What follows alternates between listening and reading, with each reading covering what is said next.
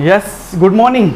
देखिए, तो इसके जो लास्ट लेक्चर है उसमें हमने बेसिक पढ़ा कि जो रियल नंबर है वो क्या होता है, उसके बारे में मैंने आपको बताया।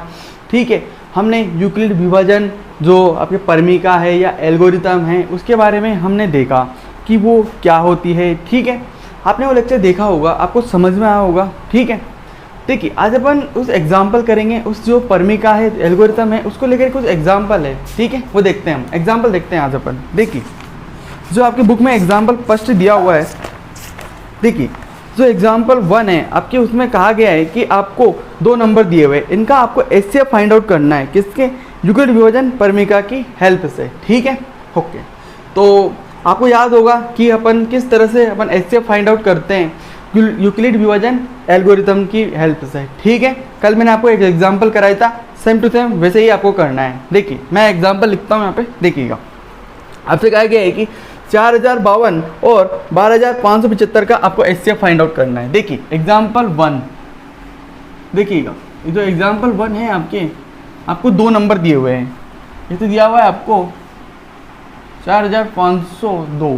ठीक है, देखिए, और आपको दिया हुआ है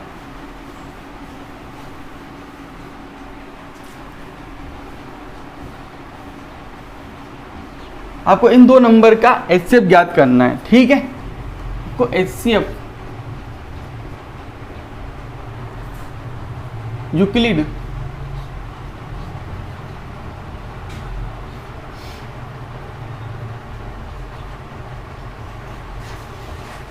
विभाजन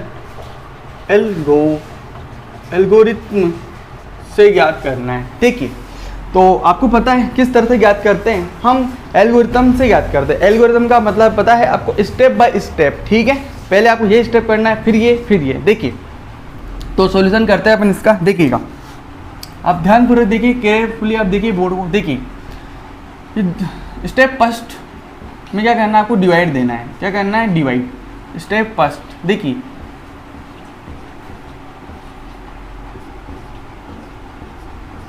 दो नंबर है, आपको डिवाइड देना है। मैंने बताया था इन दोनों में बड़ा कौन सा है, ये वाला। तो आप इसमें आपको डिवाइड देना है, किसका?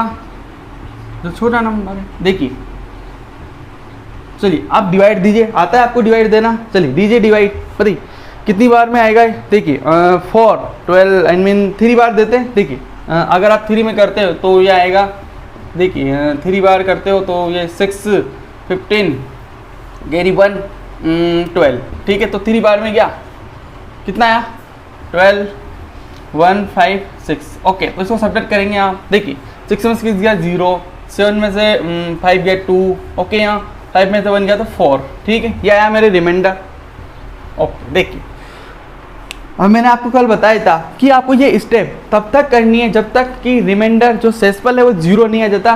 और जिस स्टेप में 0 आता है और उस स्टेप में जो हमारा जो भाजक होता है, डिवाइजर होता है, वही एचसीएफ होता है। आपको ध्यान आएगी बातें, रिकॉल कीजिए कल के लेक्चर। ओके, देखिए तो हम लोग यहाँ पर लगाएंगे अब यूक्लिड विभाजन परमिका। देखिए यूक्लिड विभाजन परमिका से आपको सिर्फ इस स्टेप में लगानी है। देखिए यूक्लिड विभाजन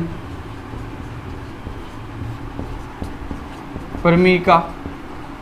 देखिए क्या होता था, a बराबर BQ प्लस R। देखिए आप बताएंगे मुझे a की वैल्यू, ये नजर आएगी मुझे 5 6 इक्वल टू B, सोचिए, इनटू जो आपका क्वेश्चन है प्लस रिमाइंडर ये आया। ठीक है, हम सोल्व करेंगे। हाँ, नेक्स्ट स्टेप में देखिए जो स्टेप नंबर 2 है, चरण नंबर 2 देखिए, इसमें फिर आपको मैंने बताया था कि आपको एक तो रिमाइंडर और जो आपका डिवाइजर यानी कि भाजक है उसको लेना है, फिर उसमें आपको लगानी है थ्योरम। देखिए तो लीजिए आप रिमाइंडर और आपका जो डिवाइजर है ये। ठीक है, अब इसमें डिवाइड दीजिए। देखिए दीजिए डिवाइड। चलिए देखिए बड़े नंबर में देंगे डिवाइड, तो बड़ा नंबर ये है 4052 है। देखिए और 420 है। चलिए दीजिए डिवाइड। आप कितनी बार जाएगा? देखिए अगर आप इसको 10 से करेंगे तो आई थिंक 4200 आएंगे, तो आई थिंक मुझे 9 बार करना चाहिए। 9 तो 9 से करिए आप। अगर आप 9 से करेंगे तो 0 9 2 ज़ा 18, 18 का 8 कैरी 1, 9 4 जा 36, 36 में 1 ऐड करेंगे तो 37, ठीक है। तो ये 9 बार जाएगा, चलिए 37 8, इसको सब्ट्रैक्ट कर लीजिए आप, ठीक है। 2 8 में 5 नहीं जाता, कैरी ले लेंगे 15, 15 में से 8 गया तो कितना बचा 7, ओके ठीक है। ओके यहाँ क्या बचने वाला है 9, एक कैरी ले 9, 9 में से कितना 7 गया तो 2 बचेगा, ओके। तो सोचेगा क्या रिमाइंडर 0 आएगा, नहीं, तो हमें एक स्टेप और करनी है। देखिए आप समझ में आ गया यहाँ तक, चलिए तो रिमूव कर दो उसको, मैं नोट कर लेना आप, ओके। देखिए जो स्टेप थर्ड है उसमें देखिए आपको ये जो पर में बार बार लगाने की जरूरत नहीं है, एक बार लगा दिया आपने। चलिए अब स्टेप थर्ड देखिए आप, स्टेप जो थर्ड है उसमें देखिए, जो स्टेप थर्ड है उसमें आप देखिए आपको जो शेषफल है और भाजक उनको लेना है, यानी क्या है 272 और 420 इनको लेना है आपको, और आपको यूक्लिड विभाजन परमी का लगाना है। देखिए अब इनमें बड़ा कौन सा है, ये वाला, इसमें डिवाइड देंगे हम, दीजिए डिवाइड 272। चलिए अब अगर आप 272 एकम 272 अगर 2 बार करेंगे तो कितना आ जाएगा, देखिए अगर 2 बार करते हैं आप तो देखिए ये 4 14 एक तो ज़्यादा हो जाएगा भाई, 2 बार बोलेंगे टेबल तो ज़्यादा हो जाएगा, तो हम 1 बार करना चाहिए। देखिए तो 1 में भी इतना आएगा 272, ओके। अब इसको सब्ट्रैक्ट कर लीजिए आप, देखिए 0 में से 2 जाता है, एक अपन कैरी लेंगे, बोलिए 10 हो जाएगा, 10 में से 2 गया तो 8 बचेगा, ओके बिल्कुल क्लियर बात है। यहाँ 1 हो जाएगा, फिर 1 में से 7 नहीं जाता, एक और कैरी लेंगे 11 में से 7 जाएगा तो कितना बचेगा 4 आएगा। सोचिए यहाँ पर कितना बचेगा 3 में से 2 जाएगा तो 1 बचेगा, ठीक है। फिर ये जो शेषफल है वो आपके 0 नहीं आया, तो हमें एक स्टेप और करनी चाहिए। देखिए ये स्टेप कितनी भी जा सकती है, बस आपको तरीका पता होना चाहिए और आपकी कैलकुलेशन अच्छी होना चाहिए, तो आप एक क्वेश्चन कर सकते हो। बोर्ड में डेफिनेटली एक क्वेश्चन तो आएगा इनमें से, ठीक है ओके। देखिए तो स्टेप 4 देखिए आप, जो चरण 4 है उसमें देखिए आप स्टेप 4 देखिए अब क्या बचा आपको, जो शेषफल और भाजक इनको लीजिए, फिर आप 148 और 272 देखिए, फिर से डिवाइड दीजिए आप, फिर से आप डिवाइड दीजिए। चलिए कितनी बार में जाएगा 1 बार में आई थिंक, ओके, क्योंकि 2 बार में ज़्यादा हो जाएगा 272 से। चलिए आप सब्ट्रैक्ट करिए इसमें से, बताइए 2 में से 8 नहीं जाता, कैरी ले लेंगे, बता 12 में से 8 गया तो 12 में से 8 गया तो कितना 4 बचेगा। सोचिए यहाँ से 6 में से, सोचिए 6 में से 4 गया तो 2 बचेगा। सोचिए इधर, सोचिए लगाइए दिमाग, सही है बिल्कुल। तो फिर हमारा रिमाइंडर 0 नहीं आया। चलिए एक स्टेप और देखिए आप, सो रिमूव कर रहा हूँ मैं, स्टेप नंबर 5 देखिए आप। चलिए स्टेप नंबर 5, जो स्टेप 5 है आपके, देखिए इसमें आपको फिर शेषफल और भाजक को लेना है। देखिए लीजिए, अब फिर आप डिवाइड दीजिए, फिर तो डिवाइड दो, चलो कितना मज़ा आ रहा है। देखिए देते रहिए डिवाइड, फिर कितनी बार जाएगा, आई थिंक 1 बार ही जाएगा। कितने बचेगा, गड़ा लीजिए 4 2, ठीक है 24। अब देखिए फिर से दीजिए आप डिवाइड, फिर से डिवाइड दीजिए। चलिए किसी ना किसी स्टेप में तो 0 आएगा ही। चलिए देखिए स्टेप नंबर 5 6, ओके, फिर दीजिए आप डिवाइड, लिख लीजिए 24 और 6। देखिए फिर से आप डिवाइड दीजिए 24 का। चलिए कितनी बार जाएगा, बोलिए 24 की टेबल बोलिए। 5 बार में या 6 बार में, देखिए 5 बार में देते हैं। 5 4 जा 20, 20 की 0 कैरी 2, 5 2 जा 10, 10 12, ओके सही है। 5 बार, 6 बार करेंगे तो ज़्यादा हो जाएगा। देखिए तो दीजिए डिवाइड, कितना बचेगा 4, ठीक है। देखिए फिर 0 नहीं आया रिमाइंडर, फिर करो, समझ में आ रहा है, सिर्फ डिवाइड दे रहे हैं। अब स्टेप 7 में अब तो आ जाना चाहिए 0। चलिए कितना था, ये था आपने, देखिए तो स्टेप आपके कौन सी स्टेप है देख लेना, 7 तो हो गया आई थिंक, है ना, ठीक है। देखिए तो लीजिए आप 24 और 4, देखिए तो 24 और 4 है, फिर डिवाइड दीजिए आप। बड़े नंबर में देना है डिवाइड, यानी कि बड़ा नंबर होगा भाज्य और छोटा नंबर भाजक, ध्यान रखना है बात। चलिए 4 का दीजिए डिवाइड। चलिए यहाँ कंप्लीट जा रहा है, 4 की टेबल बोलिए, 4 6 जा 4 6 जा 24, 4 6 जा 24, 4 6 जा 24, ठीक है। सब्ट्रैक्ट करिए आप तो 0 बचेगा। तो यहाँ पर रिमाइंडर क्या आ गया, 0 आ गया। इस स्टेप में क्या हो गया, रिमाइंडर 0 आ गया, यानी कि ये अपनी क्या है, फाइनल स्टेप है, फाइनल चरण है। यहाँ पर अपना जो एल्गोरिथम है वो कंप्लीट होता है। तो अब देखिए कंप्लीट होता है। और इस केस में चलिए भाजक क्या होता है, भाजक क्या है 4। तो जो मैंने आपको बताया था जो भाजक होता है वही तो आपका क्या होता है, एचसीएफ होता है। जिस स्टेप में रिमाइंडर 0 आता है उस स्टेप में जो आपका भाजक है वही आपका एचसीएफ होता है। तो दो गिवन नंबर था, उनका एचसीएफ क्या होगा, अतः हम कह सकते हैं hence we can say that कि HCF ऑफ दो नंबर कौन कौन से थे आपके वो और ये इनका कितना आएगा बेटा, 4 आएगा, ठीक है। ये स्टेप आएगा, समझ में आ गया सबको, ठीक है। आया समझ, इजी है, ठीक है, इजी है। बस आपको एग्जाम में ऐसे आएगा, 2 नंबर आपको दे देंगे, ठीक है।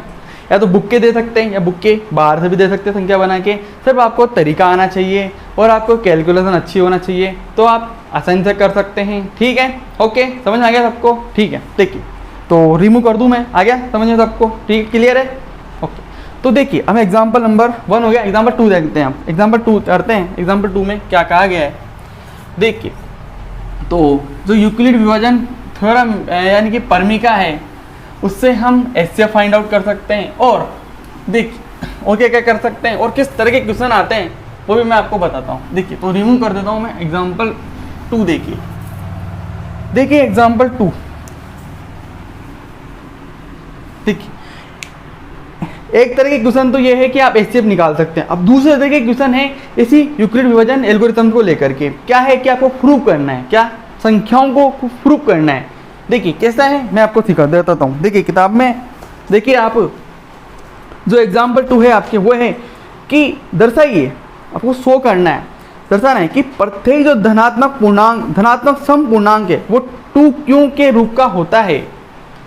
जो प्रत्येक जो इवन पॉजिटिव इंटीजर है, इवन यानी कि इवन पॉजिटिव जो इंटीजर है वो 2q के रूप का होता है। और जो धनात्मक विषम पूर्णांक यानी कि जो पॉजिटिव और जो इंटीजर है वो 2q + 1 के रूप का होता है, जहां q क्या है, एक इंटीजर, एक पूर्णांक है, ठीक है। ओके, अब देखिए अब इसको कैसे करते हैं, क्या इसका मेथड है, ध्यान से देखिए। इसमें आपको देखिए पहले मैं आपको बता देता हूँ कि सम पूर्णांक क्या होता है, विषम पूर्णांक क्या होता है। आपने पढ़ा है सम संख्या यानी कि इवन नंबर। इवन नंबर क्या होते हैं, देखिए जो इवन नंबर आपको पता है कि ऐसे नंबर जिसमें दो का भाग चल जाता है कम्प्लीटली, 2 से कम्प्लीटली डिविजिबल हो जाते हैं, ठीक है। जैसे कि 2 है, 4 है, 6 है, 8 है, ठीक है, 10 है ना। यानी कि जिसके जो जिस नंबर जैसे कि जिसकी यूनिट डिजिट क्या होता है, इवन नंबर होता है, वो 2 से डिविजिबल होता है, आपको पता है ऐसा। और ऑड नंबर यानी कि विषम संख्या, विषम पूर्णांक आपको पता है क्या होता है, जिसमें 2 का डिवाइड नहीं जाता। जैसे कि 3 है, 5 है, आपके 7 है, 9 है, ये सब क्या है, विषम है, ओड है। क्यों, क्योंकि इसमें 2 का डिवाइड नहीं जाता। जैसे कि ये सब क्या है, ऐसे भी कह सकते हैं अपन कि जैसे यूनिट डिजिट होता है ना, वो क्या बोलते हैं, इवन नंबर नहीं होता, ठीक है। अगर जो यूनिट डिजिट है 2 से डिविजिबल नहीं है तो वो आपके ओड नंबर है, ठीक है, जैसा आपको पता है। तो जो इवन नंबर होता है वो इसमें कहा गया कि 2q के रूप का होता है ये बिल्कुल। आप यहाँ q की वैल्यू अगर 0 रखोगे तो 0 आएगा, अगर आप 1 रखोगे 2 आएगा, 2 रखोगे तो 4 आएगा, 3 रखोगे तो 6 आएगा, 4 रखोगे 8 आएगा, यानी कि इवन नंबर आ रहा है। अगर आप इसमें 1 ऐड कर दोगे, अब रखो आप q बराबर 0 रखो, 1 आएगा, एक ओड नंबर है। सोचिए अगर 1 रखोगे तो सोल्व करेंगे 3 आएगा, 3 क्या है अपना एक ओड नंबर है। 2 रख लो, 4 5 क्या ओड नंबर, इस रूप का होता है, ये हमें पता है। इसका मतलब ये है, ठीक है। अब अपन क्वेश्चन को करते हैं, किस तरह से करना है, अपन को यूक्लिड विभाजन परमिका लगानी है इसमें, ठीक है, ध्यान रखना। देखिए तो मैं कर रहा हूँ वो क्वेश्चन सोल्व, देखिएगा ध्यान से देखना, केयरफुली देखिए आप। देखिए आपको मान लेना है, माना माना a कोई धनात्मक, माना एक कोई धनात्मक कौन लिख देता है, माना एक कोई धनात्मक पूर्णांक है, ठीक है, एक कोई धनात्मक पूर्णांक है तथा b बराबर आपको 2 मान लेना, ठीक है। ये जो a और जो b है ना, इसकी जो वैल्यू है वो आपको क्वेश्चन में दी हुई होगी, क्वेश्चन से मिलेगी आपको। ये a और b की जो वैल्यू है वो आपको क्वेश्चन से मिलेगी, ठीक है। और क्वेश्चन में आपको कहा गया है कि जो क्या बोलते हैं, जो विषम समधनात्मक पूर्णांक तो क्या होता है 2q के रूप में होता है, और विषम होता है 2q + 1 के फॉर्म में होता है। तो अब अगर हम इसमें बात करें, ठीक है, मैंने आपसे कहा कि जो a और जो b की वैल्यू है वो आपको कहाँ से मिलेगी, क्वेश्चन से मिलने वाली है, ठीक है, क्वेश्चन से आपको मिलने वाली है, ओके। देखिए अब अगर अपन इसमें ध्यान से देखना, ठीक है, अगर अपन इसमें देखें, अब यूक्लिड विभाजन एल्गोरिथम लगाएं, हम जानते हैं, ठीक है, तब लिखिए, तब ऐसे ही आपको लिख के आना है पेपर में, यूक्लिड विभाजन, तब यूक्लिड विभाजन एल्गोरिथम से देखिए क्या होता है, a पहले पढ़ाया मैंने, आप a बराबर BQ + R, ठीक है, जहाँ R जो होता है आपको पता है 0 से बड़ा होगा, सॉरी 0 हो सकता है, 0 से बड़ा होगा और आपके b से बड़ा होगा। सोचिए इसकी हेल्प से हमने जो एल्गोरिथम है, इसकी हेल्प से अपन ने b की वैल्यू निकाली, किसकी वैल्यू निकाली, b की वैल्यू निकाली। क्वेश्चन में ये दिया हुआ था 2q + 1, इससे क्या आप मुझे b की वैल्यू निकाल सकते हैं, जो q के साथ ही चिपका हुआ है 2, यही तो अपने b की वैल्यू है ना, ठीक है, b की वैल्यू आएगी। अब b पे डिपेंड करता है कौन, r, कौन डिपेंड करता है r, तो अपन को यहाँ से r की वैल्यू भी मिल जाएगी। यहाँ पर देखिए, यहाँ पर b बराबर कितना है 2 है, ठीक है, b बराबर कितना है 2, तब मुझे आप r की वैल्यू बताएंगे, कल बताया था मैंने आपको, बताएंगे r की वैल्यू, बताएंगे, चलो बताओ। r बराबर क्या क्या हो सकता है सर, 0 हो सकता है, बिल्कुल हो सकता है, 1 हो सकता है, बिल्कुल हो सकता है, क्या 2 हो सकता है कि नहीं। जो r है वो हमेशा b से छोटा होगा, b से छोटा होगा, उसके बराबर कभी नहीं होगा, उसके बराबर भी नहीं हो सकता, उससे छोटा ही होगा, ठीक है, उससे बड़ा भी नहीं हो सकता, ठीक है। तो ये हमें r की वैल्यू मिल गई, किसके आधार पर, b के आधार पर, ठीक है। अब हम क्या करेंगे, केस बनाएंगे, ठीक है, r की वैल्यू 2, जितने r की वैल्यू उतने केस बनेंगे, ठीक है। देखिए तो अपन पहला केस बनाते हैं, देखिए जब केस नंबर 1, केस फर्स्ट देखिए आप, जब r बराबर कितना हो 0, r बराबर 0 होगा, ध्यान से देखें, r बराबर 0 कहाँ रखना है, यहाँ पे रखना है, देखिए रखिए, a बराबर b, यहाँ रख दीजिए आप b, है ना, b की वैल्यू 2 है तो आप 2q रख दीजिए, 2q + r, r बराबर 0, तो बताइए a बराबर 2q आ गया, ये लो, ठीक है। अब केस सेकंड देखिए आप, केस सेकंड में r बराबर 1 रखेंगे, तो रखिए यहाँ पर a बराबर 2q + 1,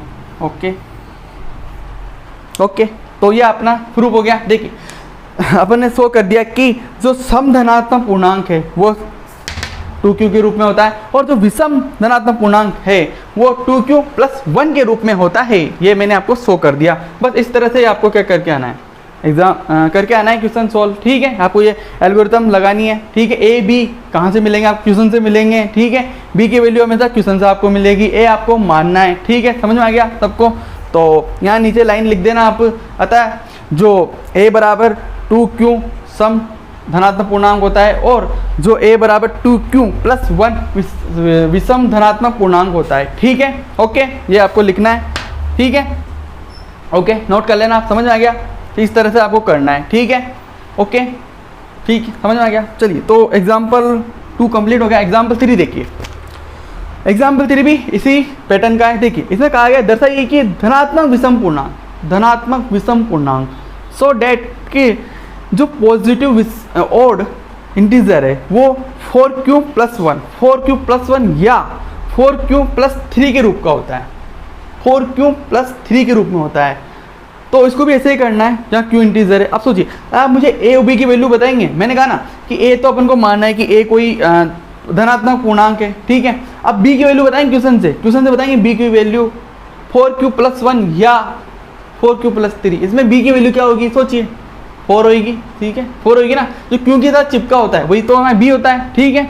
ओके, यानी कि भाजक, b मतलब भाजक, ठीक है। तो आप कर सकते हैं ऐसी। देखो मैं आपको कराता हूँ, देखिएगा मैं आपको कराता हूँ। क्वेश्चन नंबर एग्जाम्पल नंबर 3 है, देखिए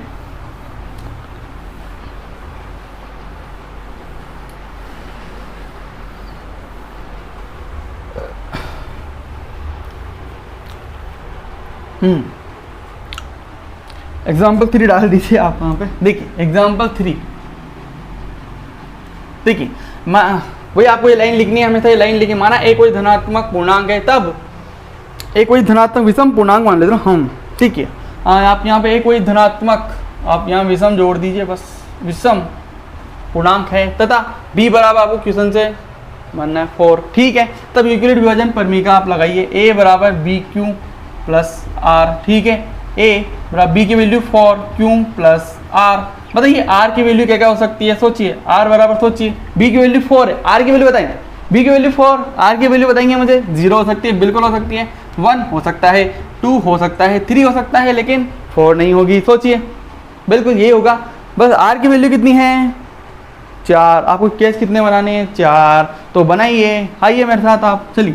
तो जो केस फर्स्ट आप देखिए केस फर्स्ट में देखिए r बराबर 0 पर बताइए, r बराबर 0 पर a बराबर बी क्यू प्लस 0 यानी कि 4q, ओके।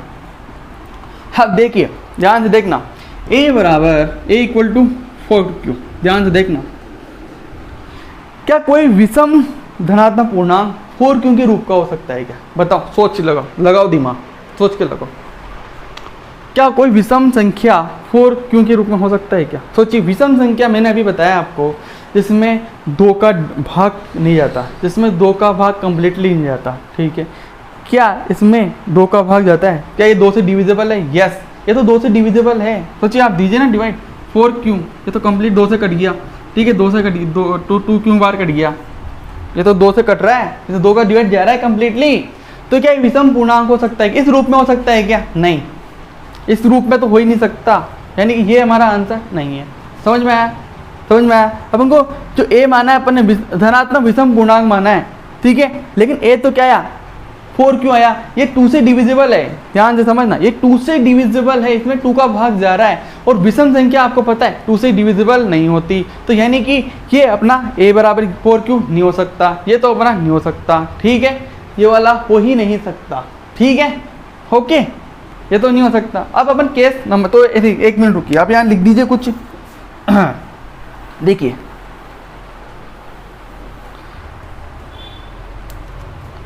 ये क्या होता है, 2 से डिविजिबल यानी कि भाज्य है, अतः यह है, ऐसा लिखना है आपको, अतः यह है धनात्मक विषम पूर्णांक नहीं हो सकता, ठीक है, ओके, ठीक है, यह नहीं हो सकता। तो केस देखते हैं, केस नंबर 2 देखते हैं अपन अब, ठीक है। केस नंबर 2 देखिए आप, देखिए केस 2 देखिए। केस 2 में बात करें तो आपको r की वैल्यू क्या लेनी है, r बराबर इक्वल टू आपको लेना है 1, देखिए, तो लीजिए a equal to 4q plus 1।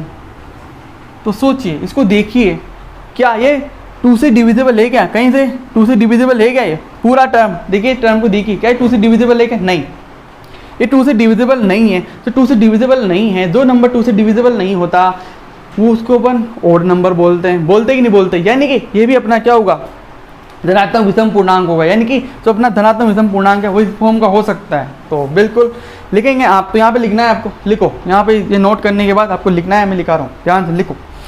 क्या लिखेंगे, ये इसे लिखेंगे क्योंकि यह 2 से डिविजिबल नहीं है, 2 से भाज्य नहीं है, अतः हमारा जो धनात्मक विषम पूर्णांक इस रूप का हो सकता है, ठीक है, इस रूप का होता है, ठीक है, समझ आ गया। अब केस 3 देखिए आप, केस 3 देखिए, मैं 1 मिनट इंक भर मार्कर भर इंक भर लेता हूँ इसमें, देखिए इसमें इंक भर लेता हूँ मैं, देखिए, ओके, चलिए।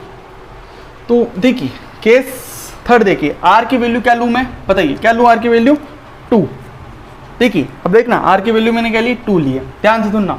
ए इक्वल टू 4q प्लस 2, जरा देखिए जरा देखिए, अब फर्दर देखिए आप, ए इक्वल टू, इसमें तो मैं 2 कॉमन ले लूँ, इसमें तो 2 कॉमन ले लूँ मैंने, ठीक है ले लूँ 2 कॉमन, बताइए ले लूँ 2 कॉमन, बताइए यहाँ क्या बचेगा 2q प्लस 1। सोचिए जरा देखिए कि ये 2 से डिविजिबल है क्या, बिल्कुल है, इसमें 2 का डिवाइड जा रहा है, कंप्लीटली जा रहा है सर, देखो 2q प्लस 1, अगर आप 2 से डिवाइड देंगे तो रिमाइंडर 0 बचेगा। ये 2 से डिविजिबल है, 2 से डिविजिबल है, ये विषम धनात्मक पूर्णांक नहीं हो सकता, ये सम धनात्मक पूर्णांक है, यानी कि हमारा जो विषम धनात्मक पूर्णांक है इस रूप का भी नहीं हो सकता। तो हम लिख देंगे कि इसमें आपको लिखना है, ठीक है समझ आ गया, इसमें आपको लिखना है कि यह 2 से भाज्य हैं, अतः धनात्मक पूर्णांक इस रूप का नहीं हो सकता, धनात्मक पूर्णांक इस रूप का नहीं हो सकता, यह 2 से भाज्य हैं, इसीलिए ये धनात्मक पूर्णांक नहीं हो सकता। तो केस नंबर हो गया, थर्ड हो गया। केस नंबर 4 देखिए आप, केस 4 आप देखिए, देखिए आर इक्वल टू क्या लूँ मैं, थर्ड, देखिए लीजिए आप, ए इक्वल टू क्या इतना बचेगा 4q प्लस 3, क्या ये 2 से डिविजिबल है क्या कुछ कॉमन आ रहा है इसमें, नहीं, तो हमारा जो विषम धनात्मक पूर्णांक है वो इस फॉर्म का हो सकता है, बिल्कुल हो सकता है। देखिए तो ये भी क्या हो सकता है, देखिए तो कौन कौन हो सकता है, एक तो ये वाला हो सकता था, ये तो ये था, है ना, और ठीक है लिख लीजिए आप, इसमें ये 2 से भाज्य नहीं है, यह 2 से भाज्य नहीं है, ठीक है, इसीलिए ये धनात्मक पूर्णांक हो सकता है, ठीक है। तो कितने केस में आए, मतलब 4 केस बनाए टोटल, तो पहला केस नहीं हो सकता, तो और क्या बोलते हैं दूसरा हो सकता था, बिल्कुल होता था। तो जो केस 1 था और केस नंबर जो 2 था और 4 था, ये 2 ही केस है अपने जो विषम धनात्मक पूर्णांक का हो सकता है। तो अपन क्या लिखेंगे यहाँ पे, अतः आपको लिखना है यहाँ पे, अतः हेंस जो हमारा धनात्मक पूर्णांक है, धनात्मक पॉजिटिव और इंटीजर, धनात्मक विषम जो पूर्णांक है वो किस किस रूप का हो सकता है, ए बराबर ए इक्वल टू 4q प्लस 1 या 4q प्लस 3, इसी के रूप का हो सकता है और किसी रूप पर नहीं हो सकता। और यही तो अपन से क्वेश्चन में पूछा गया है और यही मैंने आपको प्रूफ कराया है। बिल्कुल क्लियर है, सबको आ गया समझ में, आ गया सबको समझ में, ठीक है, आ गया सबको समझ में, एग्जाम्पल आ गया सबको समझ में, इस तरह करने हैं, ठीक है, समझ में आया होगा एग्जाम्पल। कोई डाउट लगता है आपको तो आप कमेंट करके पूछ लेना, ओके। अब अपन को अब इसकी एक्सरसाइज सोल्व करनी है, ठीक है, और जो भी कुछ अपन एग्जाम्पल भी कर लेंगे और जो आउट ऑफ जो बुक है वो भी करेंगे अपन, ठीक है। इस 2 तरह के पैटर्न के क्वेश्चन बनते हैं, इसमें 2 टाइप की जो पैटर्न है वही क्वेश्चन बनते हैं, ओके। मैंने आपको करा दिया, समझ में आ गया ये, ठीक है, इस तरह के आपको क्वेश्चन करके आने हैं एग्जाम में, ठीक है, समझ में आ गया सबको, ओके, ठीक, थैंक यू।